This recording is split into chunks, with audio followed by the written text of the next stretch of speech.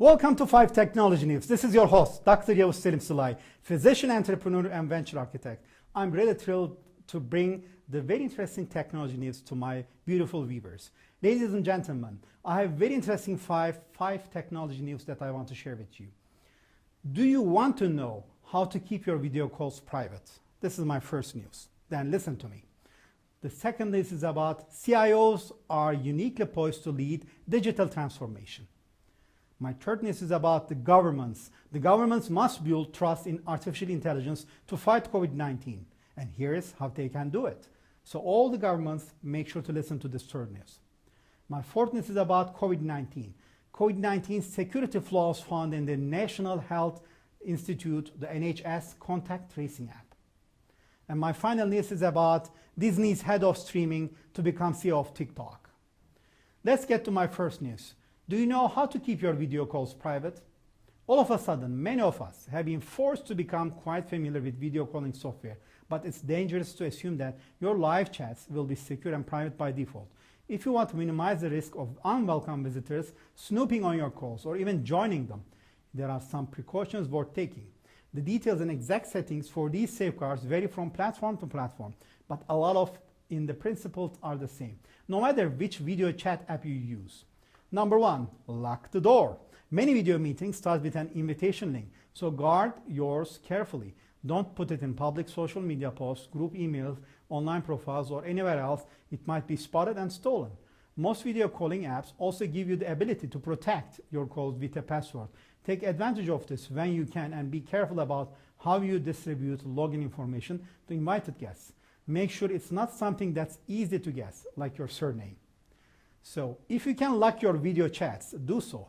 The popular House Party app, for example, lets you lock rooms by tapping the padlock icon once all guests are arrived, while the more business-focused Zoom has a lock meeting option that does the same job. Click the Manage Participants, then More to find it. Watch what you're sharing, ladies and gentlemen. You should always be careful about what you share online. That includes what you say and do in video calls. Even if you think you're with friends, you never know who might get a hold of a recording or drop in an unannounced, so be careful what you reveal. Keep personal information to yourself unless absolutely necessary. If you don't want participants stealing a look at your bookshelves, photos of your kids, or any secret blueprints you've taped onto the wall, move somewhere. Those are no longer visible, or look for a helpful option in the app you're using. Zoom, for example, has virtual backgrounds in its video settings, while Skype has a toggle switch that will blur whatever is behind you. So try to use those. Also, take care with file and screen sharing too. Tidy up your browser tabs. Close down the spreadsheet showing your financial dealings, and hide the chat with your partner before you share your desktop with a bunch of work colleagues. Know the rules. It pays to know the ins and outs of any video software before you use it, so do your research. Check if calls can potentially be recorded. Look up details on how your account data might be used, and be absolutely sure about who can join your calls and how they might go about getting it. Take Zoom, for instance. If you download the chat log that goes alongside the video call, it will also include any private one-on-one chats between call participants. Not a problem if everyone is civil, but you don't want your boss finding out you were trash talking their presentation with a coworker while pretending to pay attention. You'll also need to know exactly where the data associated with your video app is stored on your computer or phone, especially if you're dealing with sensitive information and documents. Let's take Skype as an example. It will save photos you have received to your device, unless you change this. You can go to messaging in settings on Android or iOS to configure the option. Choose end-to-end encryption if possible. As with the text chat apps, it's a good idea to look for end-to-end encryption in your video conference tools. This means no one else can tap into or access your communications, even if a law enforcement agency brings a warrant to the developer's office. Your video calls are completely locked away. The leading video apps with end-to-end encryption include Google Duo and Apple's FaceTime, plus the more business-focused WebEx from Cisco and GoToMeeting. Instant messaging focused apps with video calling options sometimes offer also end-to-end encryption too. WhatsApp and Signal are two examples that I can share with you. So the video calling apps without end-to-end encryption, including Skype and Zoom, often lack the feature because they support a wider range of devices and connection standards that can't be secured in the same way. This isn't necessarily a bad or unsafe approach, but it does mean you have to put a little more trust in the company running the software. Make sure to update your software. This is another security precaution you should apply across the board, not just with the video calls and video chat apps. Keep your video apps as well as the devices they're running on up to date if you want to have the best protection against any potential security holes. When security vulnerabilities and privacy exploits show up, they most often appear in older, out-of-date versions of apps. Fortunately, keeping your apps and devices patched with the latest code is easy to do on all major platforms. Most of the time, you won't have to do anything except confirm the updates. If you have the time, keep an eye on news about app updates as well, such as the security improvements Zoom recently rolled out, which hide meeting IDs from view and turn on passwords by default. Doing so will give you a better idea of the various privacy and security features you got to work with. Enable extra privacy features beyond what we have mentioned here. It's always worth digging through setting yourself to see if there's anything that suits your needs. Inside Skype, for example, you can choose whether other users can find you by phone number or email address. Click and find the setting on the web under Discoverability. FaceTime has something similar. Open up Settings on your iPhone or iPad, then tap FaceTime to control how other people can find you via phone number or an email address. If you don't want to be reached by long-lost school friends or distant relations, this can help. There's the Knock Knock feature in Google Duo as well, which shows your video feed to contacts when you call them before they pick up. If you're not comfortable with this happening, tap the three dots in the top right corner on the main Duo app interface, then Settings and Knock Knock to turn it off. My second niche is about the CIOs, which are uniquely poised to lead digital transformation. It used to be simple. CIOs were responsible for information technology infrastructure. Now they are asked to participate in and even to lead digital transformation. Turns out that's a good thing, says Adobe's CIO. It's an unheralded strength. IT operates outside corporate silos. That gives IT staffs and the CIOs who lead them unique advantages in the move toward digital transformation. Traditionally, IT's primary role was to keep the lights on. Computing services were behind the scenes, running the back office and otherwise enabling the company's real work. In long-held perceptions, a CIO's attention, at least for the C-suite, was to equip the data center, make sure the network is up and running, and keep the databases accessible. But organizations are fundamentally changing, ladies and gentlemen, how they operate and deliver value. Most companies are adopting data-driven business strategies, changing the ways they interact with customers and integrating technology into all areas of the business. People aren't buying products anymore, says Adobe CIO Cynthia Stoddard. They are buying experiences. So our mission as CIOs is to empower the digital economy, which means a CIO's role becomes more relevant in today's world. CIOs have an opportunity to become front and center with customers and necessity to do so, in fact. How can we do our jobs a different way and add a tremendous amount of value? Stoddard challenges other CIOs, horizontal, not vertical, in most organizations. Each department operates in its own silo. In contrast, IT departments work horizontally. Computing projects regularly serve multiple business units simultaneously, from marketing to manufacturing, collecting data from one silo and packaging it to serve another. That has made IT somewhat immune from corporate communication weaknesses. IT staff learn and what users want and need both internally. What does the finance team want on its reports? And externally, how are our customers' needs changing? People aren't buying products anymore. They are buying experiences, as I mentioned. So the mission of CIOs is to empower the digital economy. And this is a very interesting point where the CIO can bring horizontal view as a touch point. And we know that streamlining and presenting the information better across the whole customer journey, not just data repositories. So ladies and gentlemen, so the initial strengths are technical knowledge. As the corporate data collectors, CIOs are in a unique position to help the enterprise make a transition to new customer-centric business models. And they have been managing data at a scale for a really long time. So years ago, the task might have been handcrafted systems, enterprise resource planning, customer relationship management. And this architecture has changed. and what it takes to make them flexible is the most important part. So IT is experienced at changing processes when situations change. That knowledge can help the business go through its own transitions, whether you call them business transformations or keeping up with the changing market needs. For example, traditionally Adobe's digital marketing business was focused on addressing the CMO's needs and serving the digital marketing category of business applications. CMOs needed some technology to be successful, but they could stay in silo to create their marketing material and track trends. But both CMO and CIO roles have changed, and they can actually achieve much more by working together. Now the expectations are a lot different. CMOs need to connect to the entire customer journey. Previously, CMOs managed the front part of the journey, such as the initial contact and discovery and customers buying products or renewing services. Today, CMOs need to connect to data and the rest of the organization. A CMO and a CIO working together can share knowledge of customers and how to connect with them, with the CIO contributing new ways to service those customers. As CIOs are the architects behind the organization's digital transformation, business processes, and organizational change. So, ladies and gentlemen, this is something CIOs have been talking about for a long time, and now they're finally able to do it. So the personal touch, not what people expect from IT, the key element in a CIO's horizontal skills to benefit the company's listening. That's not part of the IT stereotype, but it's a critical piece of the process. In the past, IT organizations have largely controlled how technology is deployed, deeming that there is only one way to do something or insisting that everyone comply with a corporate standard. Today's IT services must operate differently, says Stoddard. IT teams should consider how they can take themselves out of the equation so employees don't have to call IT or go to another party. How can we entrust business partners to do things themselves?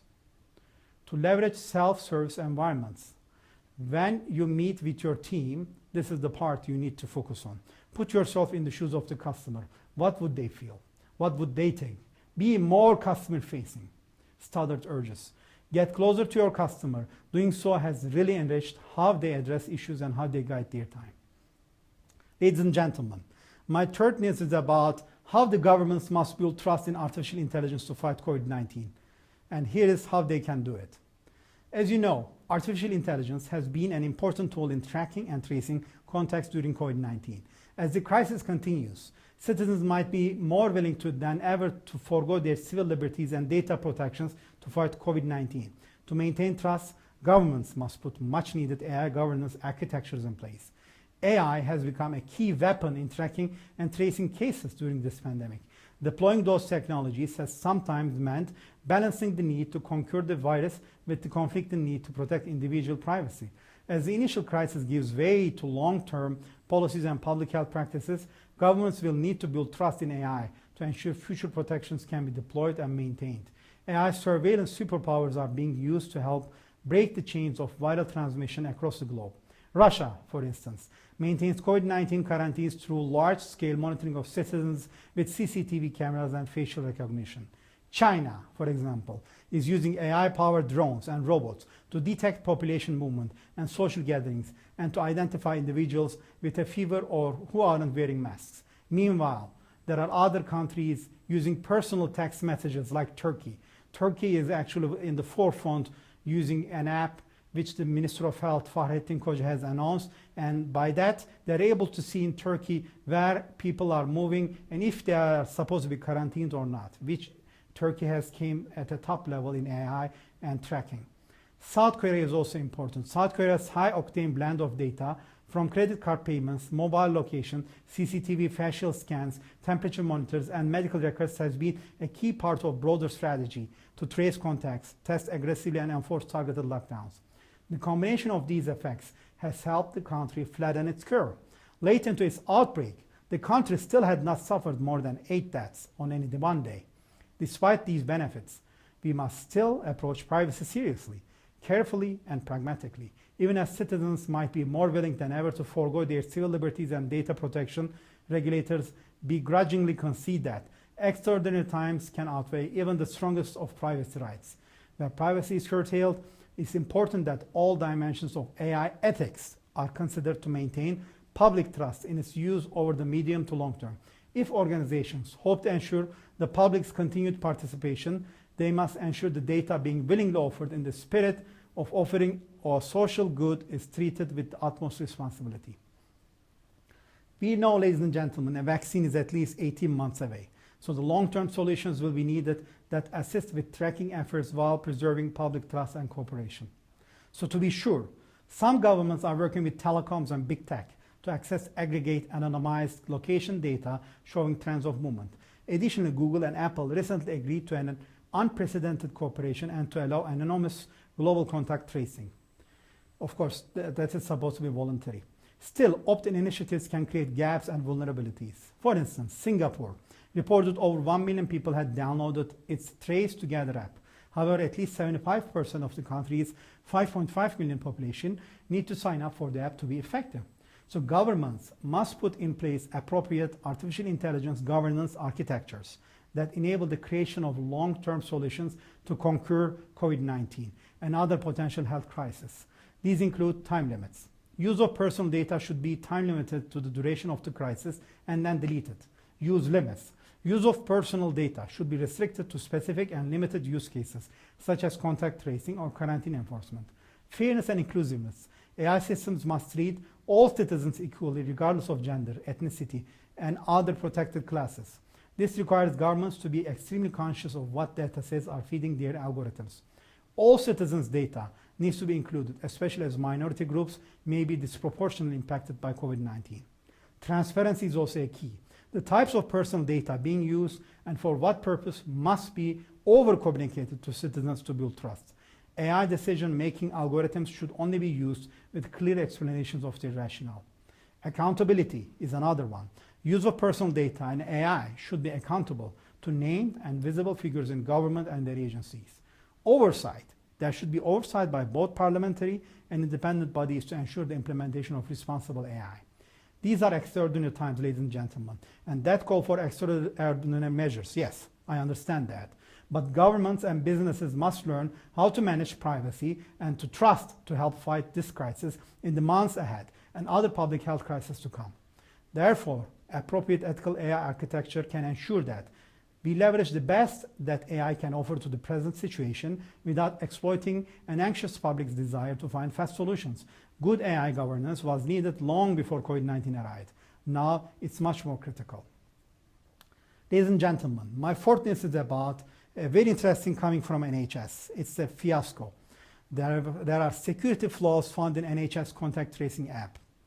So the wide-ranging security flaws have been flagged in the COVID-19 contact tracing app being piloted in the Isle of Wight. The security researchers involved have warned the problems pose risks to users' privacy and could be abused to prevent contagion alerts being sent. GCHQ's National Cybersecurity Center, NCSC, told the BBC it was already aware of most of the issues raised and is in the process of addressing them. But the researchers suggest a more fundamental reading is required. Specifically, they call for new legal protections to prevent officials using the data for purposes other than identifying those at risk of being infected or holding on to it indefinitely. In addition, they suggest the NHS considers shifting from its current centralized model, where contact matching happens on a computer server, to a decentralized version where the matching instead happens on the people's phones. There can still be bugs and security vulnerabilities in either the decentralized or decentralized models, said thinking cybersecurity chief executive Dr. Vanessa Teague. But the big difference is that a decentralized solution wouldn't have a central server with the recent face-to-face contacts of every infected person. So there is a much lower risk of that database being leaked or abused. Health Secretary Matt Hancock said on Monday a new law is not needed because the Data Protection Act will do the job. And the NHSX, the Health Services Digital Innovation Unit, has said using the centralized model will both make it easier to improve the app over time and trigger alerts based on people's self-diagnosed symptoms rather than just medical test results. So the researchers detail 7 different problems they found with the app. They include the weaknesses in the registration process. They could allow attackers to steal encryption keys, which would allow them to prevent users being notified if a contact tested positive for COVID-19 and or generate spoof transmissions to create logs of bogus contact events. Storing unencrypted data on handsets that could potentially be used by law enforcement agencies to determine when 2 or more people met. generating a new random ID code for users once a day rather than once every 15 minutes, as is the case in a rival model developed by Google and Apple. The longer gap theoretically makes it possible to determine if a user is having an affair with a work colleague or meeting someone after work, it is suggested.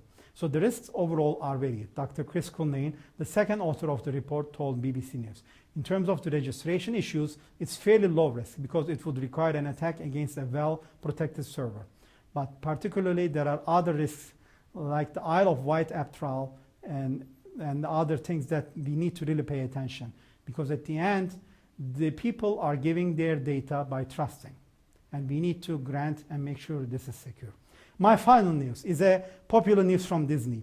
Disney's head of streaming become CEO of TikTok.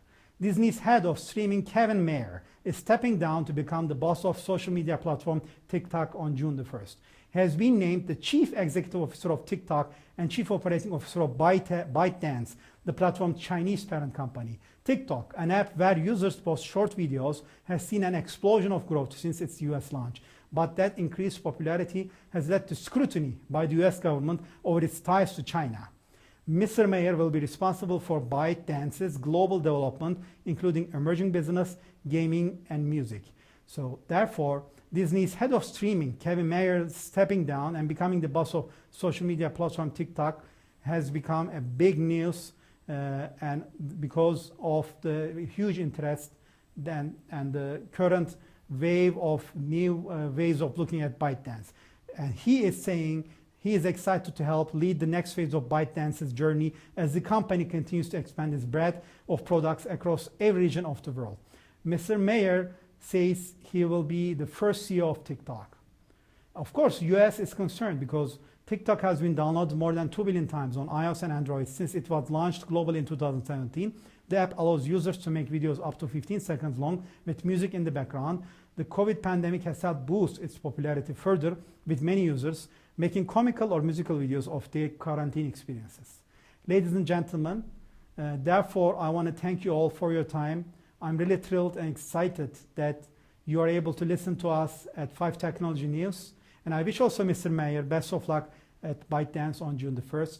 Take care and all the best, and wishing you a safe and happy rest of the week. Stay home, stay safe, and keep tuned with Ntr TV, which is now covering more than 900 million people across 44 countries. Bye.